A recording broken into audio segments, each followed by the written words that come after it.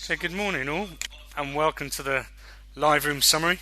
It is Friday the 13th, but in the FX 500 Club, Friday the 13th is definitely going to be remembered as a good day. As you can see guys, dollar yen, sterling yen and pound dollar were our three chosen markets. We had a very good meeting yesterday with the team, and we are definitely going to continue with this way. We are going to zone in on just 2 or 3 markets each day. I know Aussie dollar has motored up today.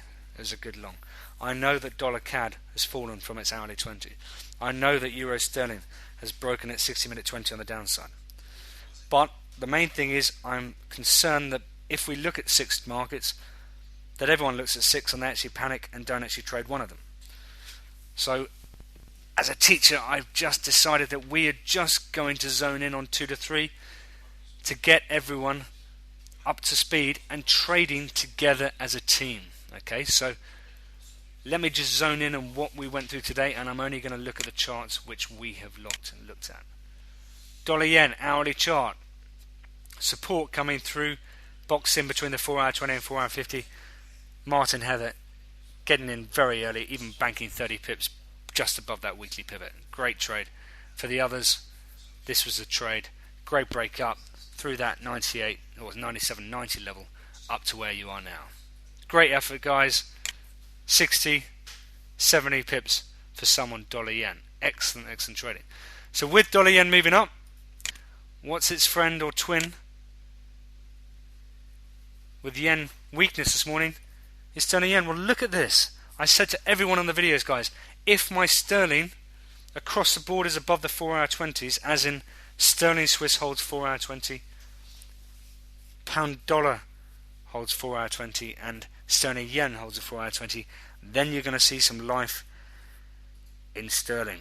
It means he's had his Lucozade, he's looking strong again, and again we're now looking for the 1, 2, 3.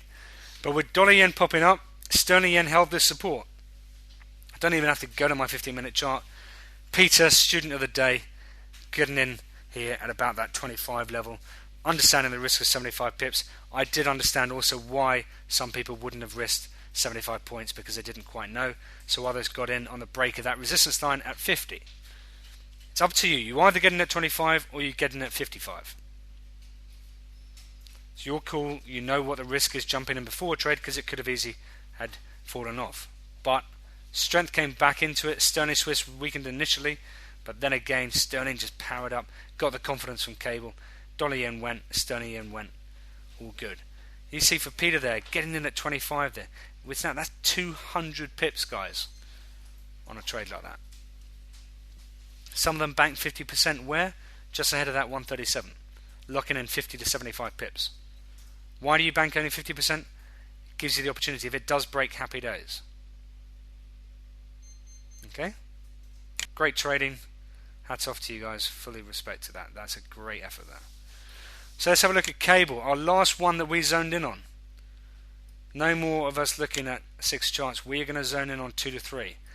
Here's the support, 4-hour 20. Is it hard on this hourly chart at all? Everything's green, everything's up, triggers going up. Support here, round the figure. I said if it breaks through 15, resistance line, look for the trade up to that WS1 level. Banking the 50% there. 60 pips for those guys who traded that. Resistance at that WS1. You bank 50%. If it goes great, as it has done, happy days. There's another 50 pips in the bank as well, guys. So 100 pips in cable, 200 pips in sterling for some. And again, dollar yen about 60 to 70 pips. Obviously you bank 50% at the resistance level, so it's not quite as much as that on your full position. But in pips terms, there are hundreds and hundreds of pips there today.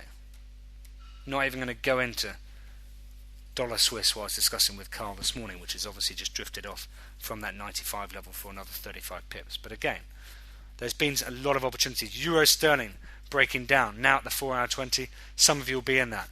Again, another 30-40 pips, guys. I felt I was losing my touch Tuesday, Wednesday, Thursday. We're back. Zaki and Danny Boy are definitely back in the game on a Friday. We're looking forward to the weekend. We've read these charts well, they've finally behaved themselves all week. We've been controlled in only looking at 2 or 3 charts, and we will continue doing that from next week. Okay, guys, have a fantastic weekend. Enjoy yourself in Zach's session this afternoon, and I'll speak to you on Monday. Okay, take care.